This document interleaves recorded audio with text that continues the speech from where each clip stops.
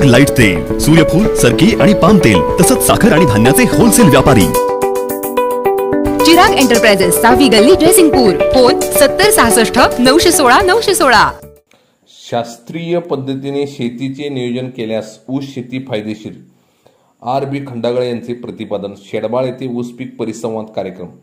आजच्या युवा शेतकऱ्यांनी ऊसाची शेती कमी खर्चात अधिक उत्पादन देणारी कशी होईल याचा विचार करावा।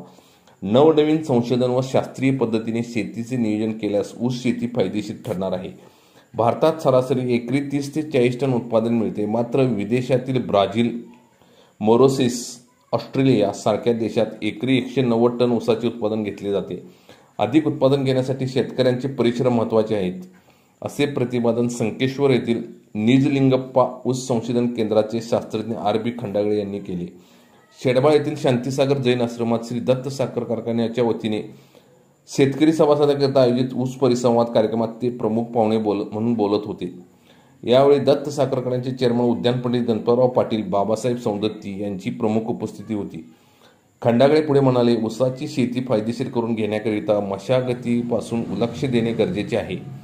ऊसाची लागण केल्यानंतर 1 एकर क्षेत्रामध्ये 40 ते 45 हजार रुपये असल्यास त्याची सरासरी एका ऊसाचे वजन 2 ते 2.5 किलो झाल्यास त्यातून एकरी सरासरी 80 ते 90 टन मिळते। याकरता ऊसाला मुळातून खते देणे गरजेचे आहे। याशिवाय ऊसाची वाढ व साखर निर्मिती ऊसाच्या पानातूनच होते।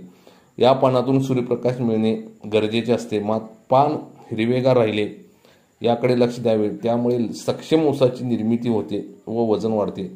दत्तचे शेती अधिकारी एस हेगाना यांनी ऊस वाढीबाबत शेतकऱ्यांना माहिती दिली। गणपतराव पाटील यांनी युवा शेतकऱ्यांना कमी खर्चामध्ये चांगले ऊस पीक कसे घेतले जाऊ शकते याची माहिती सांगितली। प्रारंभी दत्त साखर कारखान्याचे संस्थापक अध्यक्ष दिवंगत आप्पासाहेब उर्फ सारे पाटील यांच्या प्रतिमेचे पूजन करण्यात आले।